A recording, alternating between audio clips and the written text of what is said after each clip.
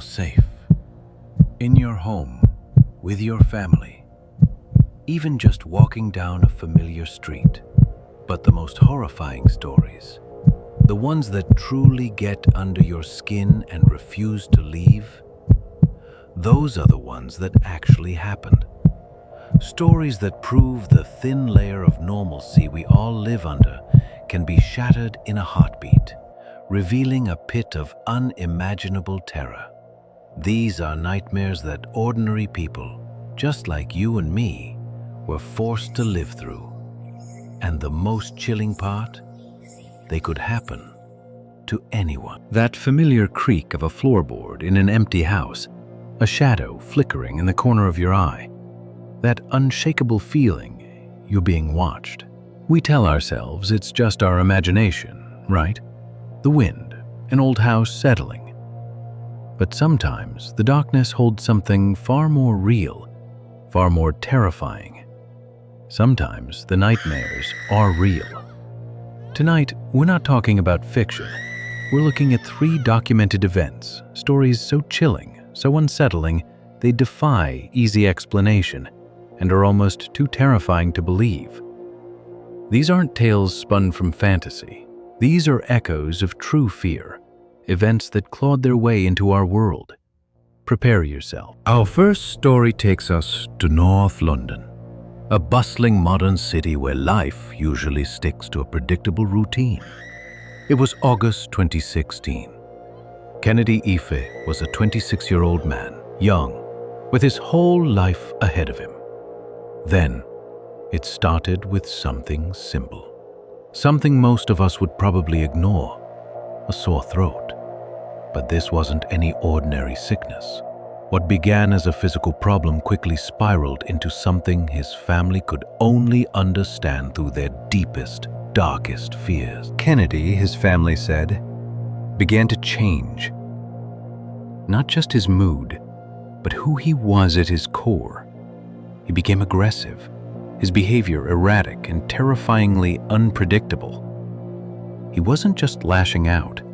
He was reportedly violent, even biting his own father. He made terrifying threats to hurt himself, at one point talking about an overwhelming urge to mutilate his own body, a horrifying thing to say that must have sent shivers of pure dread through his loved ones.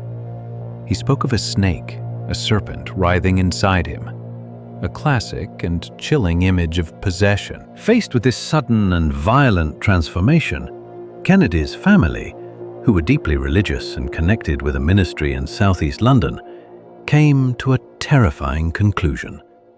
Kennedy wasn't sick in a way doctors could fix. They believed he was possessed by an evil spirit, something malevolent that had taken hold of their son and brother. Instead of rushing him to a hospital or getting psychiatric help, they decided on a different path, one born of faith, fear, and pure desperation. They would try to save him themselves. They would perform an exorcism. For 3 agonizing days, the family home in Enfield, a large 7-bedroom house, became a battleground. Kennedy was restrained. Reports from the investigation later detailed the use of cable ties, even handcuffs, to hold him down as his family prayed, chanted, and fought the demon they believed was consuming him. Imagine that scene, the terror in Kennedy's eyes, whether from some unseen entity or just confusion about his own mind and what his family was doing. Imagine the fear in his family's hearts, believing they were fighting for his very soul, using force and prayer in a desperate attempt to pull him back from the darkness. His mother reportedly asked a minister for advice instead of calling for medical help right away. His brother Roy Ife later said in court that Kennedy's actions were shocking to hear, but he hadn't thought about calling professionals because they saw it as a domestic issue. The family allegedly took shifts using what Kennedy's father, Dr. Kenneth Ife, described as overwhelming force to control him. The house, once a home, must have echoed with prayers, with struggle, with the sounds of a young man in terrible distress, and a family grappling with a situation that had spun far beyond their understanding or control. The air would have been thick with fear, with desperation, with the suffocating weight of what they believed. But this wasn't a spiritual battle that prayer and restraint alone could win. Without medical help, Kennedy's physical condition got drastically worse under the strain of the ordeal, and whatever was truly ailing him. After 3 days of this terrifying confinement and struggle, it was too late. When emergency services were finally called to the Enfield home on August 22nd, after Kennedy's brother Harry reported his brother was dehydrated, the young man was unresponsive. Despite the paramedics' efforts, Kennedy Ife was pronounced dead at the scene. The horror, though, didn't end there. Even as police officers arrived, an utterly unbelievable scene unfolded. One of Kennedy's brothers, Colin, was allegedly found trying a resurrection ritual, chanting over Kennedy's lifeless body, desperately calling for him to arise in the light of God.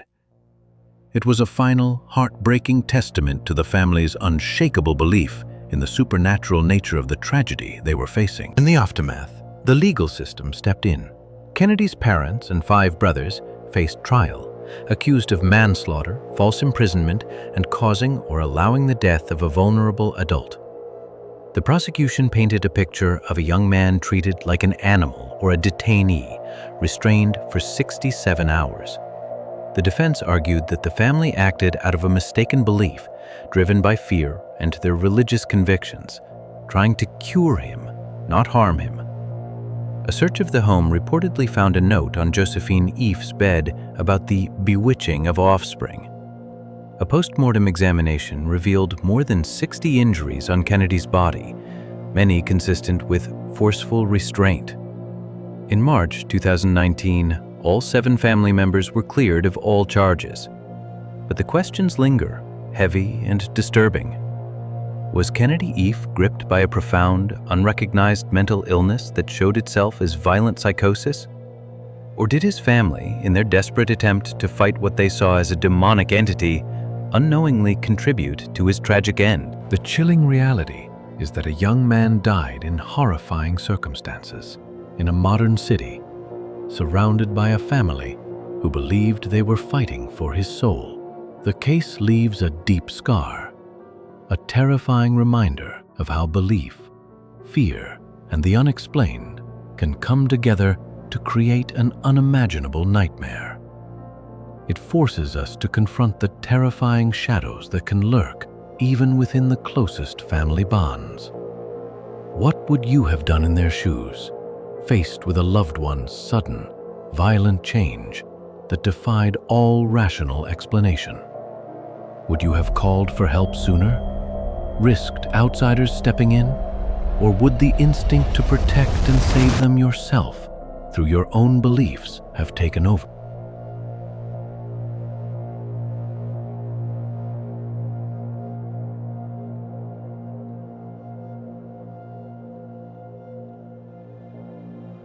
Our next true nightmare takes us across the Atlantic to Gary, Indiana, a city that would become the center of one of the most disturbing and officially documented cases of alleged demonic possession in recent American history. In November 2011, LaToya Ammons, her mother Rosa Campbell, and LaToya's 3 young children, then aged 7, 9, and 12, moved into a small rental house on Carolina Street. They were probably hoping for a fresh start, a quiet life. What they found instead was a relentless, escalating horror that would eventually involve police, child protective services, doctors, and even the Catholic Church. It began subtly, sneakily, as these things often do. Almost right after moving in, strange things started happening. Swarms of large black flies would mysteriously appear and cling to their screened-in porch, even in the middle of December, something deeply unnatural for that time of year. They heard strange noises, the unsettling sound of steady, heavy footsteps climbing the basement stairs, then the creak of the door opening between the basement and the kitchen, only to find no one there. A shadowy figure of a man was seen pacing in the living room. Wet footprints would appear on the floors when no one had walked there. At first, Latoya and her mother tried to explain these events away, to find logical reasons, but the activity soon focused on the children, and it became impossible to ignore. The children's behavior began to change dramatically, terrifyingly. Their eyes would reportedly bulge, their voices deepening into unnatural demonic growls as they spat curses and threats. They suffered violent, unseen attacks, being thrown across rooms or choked by invisible forces.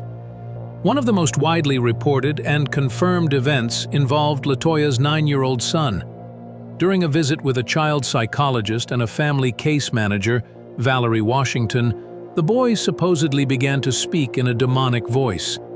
Then, witnessed by both Washington and a hospital psychiatrist, he is said to have walked backward up a wall, onto the ceiling, and then flipped over his grandmother, Rosa Campbell, landing on his feet, all while reportedly holding her hand and not letting go. Washington, an experienced professional, was so terrified by what she saw that day that she later said she would never go back to the house. Other officials reported seeing the boy being thrown across the room by an unseen force. Latoya's 12-year-old daughter also experienced terrifying things. On one occasion, family members and friends gathered to mourn a loved one saw the girl allegedly levitating above her bed unconscious. They prayed frantically until she slowly came down, waking with no memory of what happened. The youngest child, then 7, was reportedly found talking to an unseen being in a closet, describing being killed by it. He also showed signs of possession, his small body contorting, his voice changing. Desperate, Latoya Ammons reached out to local churches, but many were reluctant to help. She consulted clairvoyants, who told her the house was infested with more than 200 demons and advised her to move out immediately. Unable to afford to leave, Latoya and her family tried to fight back. They cleaned the house with bleach and ammonia, drew crosses on doors and windows with oil, and even built an altar in the basement. But the strange occurrences only got worse. The situation became so alarming that the Indiana Department of Child Services, DCS, launched an investigation. What makes this case so compelling and uniquely terrifying is the sheer amount of official paperwork. Nearly 800 pages of official records were created, detailing the bizarre events and the testimonies of multiple professionals. Police officers from the Hammond Police Department, initially skeptical, also experienced unexplainable things at the house. During a walkthrough, their radio equipment malfunctioned. They took photos of a white, smoky apparition, and their audio recorders seemed to pick up a disembodied voice saying, "Hey!" On a later visit, they noticed a strange, oily substance dripping from the blinds where there was no logical source for it. One DCS case manager reported that after touching a strange, sticky substance on a cabinet in the home, her finger blistered as if burned. Latoya and her children underwent medical and psychological evaluations. While one clinical psychologist concluded the youngest son's stories were bizarre, fragmented, and illogical, and likely influenced by his mother's own beliefs. And another psychologist reported similar things for the older children. A hospital psychiatrist also noted that Latoya herself appeared to be of sound mind. The children were temporarily removed from Latoya's custody. The terror got so bad that a Catholic priest, Reverend Michael Maginot, was eventually called in. After looking into the situation and witnessing disturbing events himself, he got permission from the Bishop of the Diocese of Gary to perform multiple official exorcisms on Latoya Ammons. These weren't just casual blessings, they were sanctioned rites of the Church, a rare and serious step. Father Maginot reported that during one exorcism, Latoya convulsed, her eyes rolled back, and she spoke in a demonic voice. He described the events as authentic demonic possession. Eventually, LaToya Ammons and her family moved out of the house on Carolina Street in 2012, and the reported paranormal activity largely stopped for them once they relocated to Indianapolis. The house itself, however, continued to draw attention. In 2014, paranormal investigator Zach Bagans, host of the popular show Ghost Adventures, bought the property for $35,000, planning to film a documentary. Bagans and his crew also reported experiencing terrifying things during their investigation, including claims of unexplained illnesses and aggressive spiritual attacks. Bagans stated, "Something was inside that house that had the ability to do things that I have never seen before. There was something there that was very dark, yet highly intelligent and powerful." He was so deeply affected by his experiences that in January 2016, Bagans had the house demolished, believing it was a gateway for profound evil and too dangerous to remain standing. He filmed the demolition for his documentary Demon House, released in 2018. Some of the home's basement dirt and staircase were reportedly moved to his haunted museum in Las Vegas. The Indianapolis Demon House case remains one of the most unsettling and well-documented paranormal cases in modern times, precisely because so many official and initially skeptical people were involved.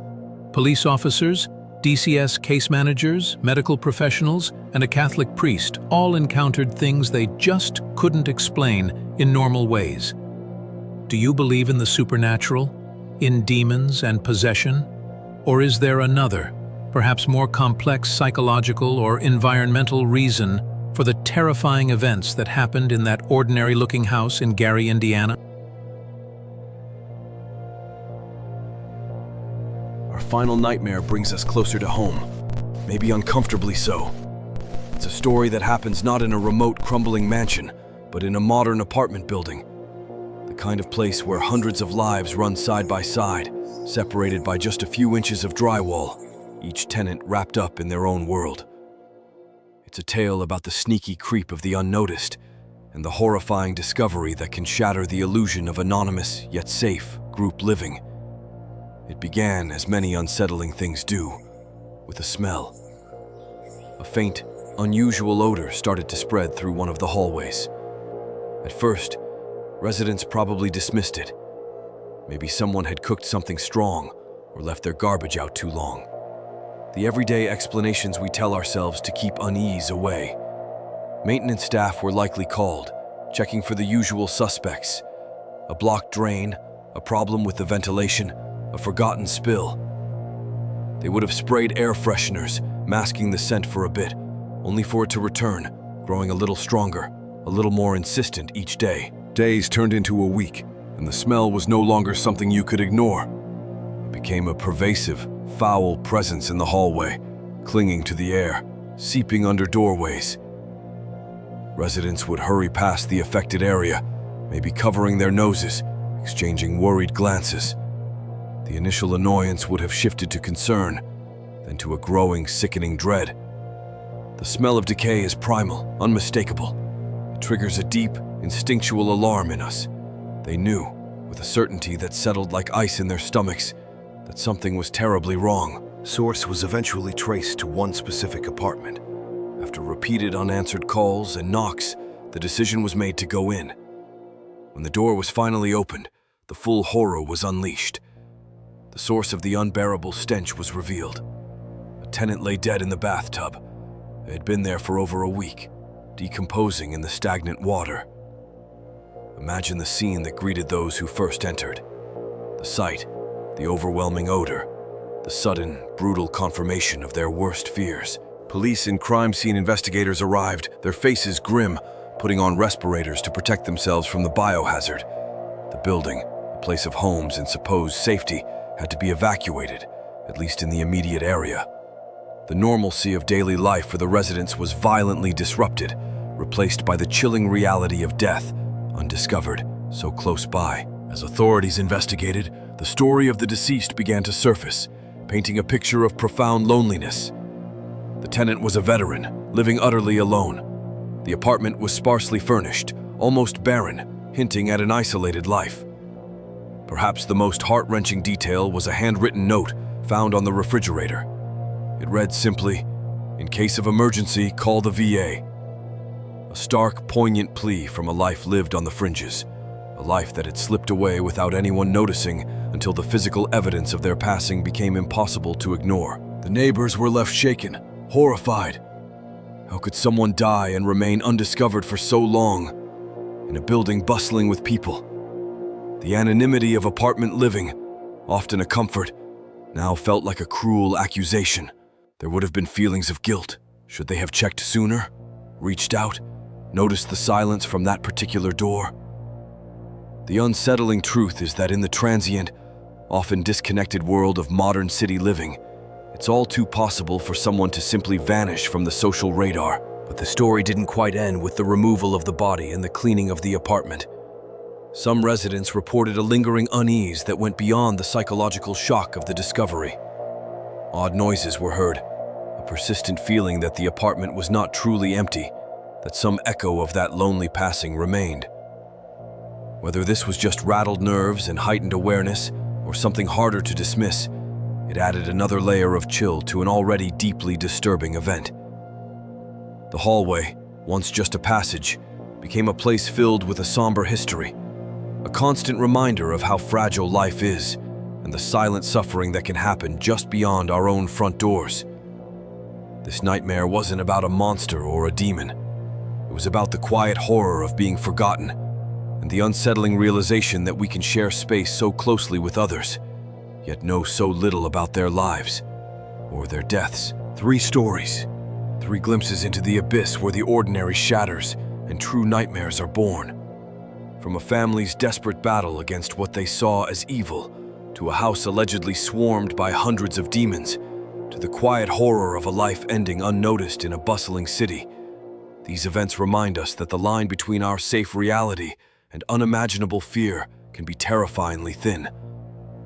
They serve as a chilling testament to the darkness that can exist, documented and undeniable. Which of these true stories chilled you the most?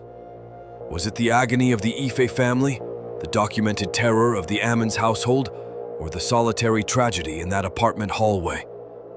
Let us know your thoughts in the comments section below. We read every single one. And if these stories have awakened your own sense of unease, or if you simply appreciate a journey into true horror, please consider liking this video and subscribing to the channel. Don't forget to hit that notification bell so you won't miss our next exploration of the terrifying unknown. Perhaps you have your own real-life horror story, an encounter that still sends shivers down your spine. We invite you to share it with us. You can submit your stories via the email address in the description. Your experience might be featured in a future episode, reminding others that they are not alone in what they've witnessed or endured. Until next time, try to sleep well, if you can. Thank you for watching.